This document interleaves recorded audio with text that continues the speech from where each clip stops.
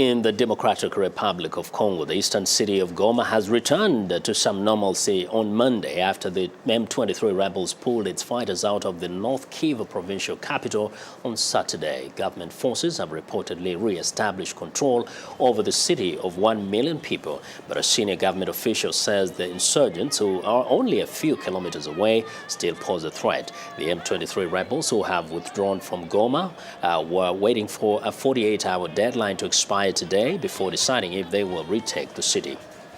Locals welcomed the withdrawal of the M23 rebels, but the situation remains tense due to the uncertainty of a definitive peace accord to end the 8-month-old insurgency, which has displaced thousands of civilians.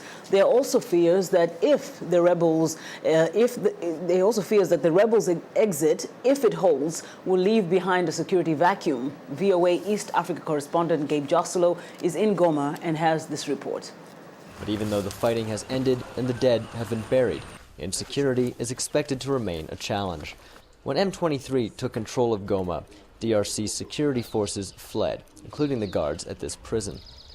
This is the men's prison in Goma. In the chaos that followed M23's attack on the town, more than 1,500 men, criminals, escaped from this prison, many of them through this hole right here in the wall. With the rebels gone, it's up to the Congolese army to restore order in Goma. But the army, known as the FARDC, also fled the city as M23 approached, leaving behind soldiers' wives and children. Sifa's husband is in the army. She says she has not heard from him since the troops fled the city. I don't know if I'll see my husband again. For now, I'm living like a widow. Thousands of people displaced by the conflict have been left vulnerable.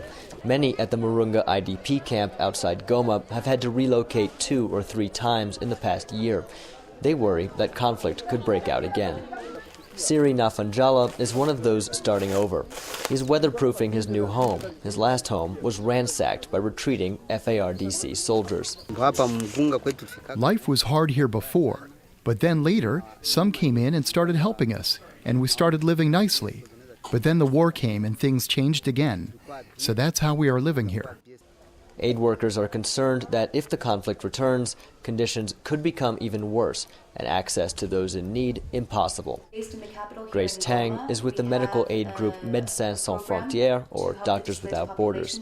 We're able to provide basic medical care, but on a longer-term basis, this isn't sustainable, and we're very concerned about the situation for people. While M23's future plans are uncertain, many hope their exit will bring a moment of peace for those tired of war. Gabe Joselow, VOA News, Goma.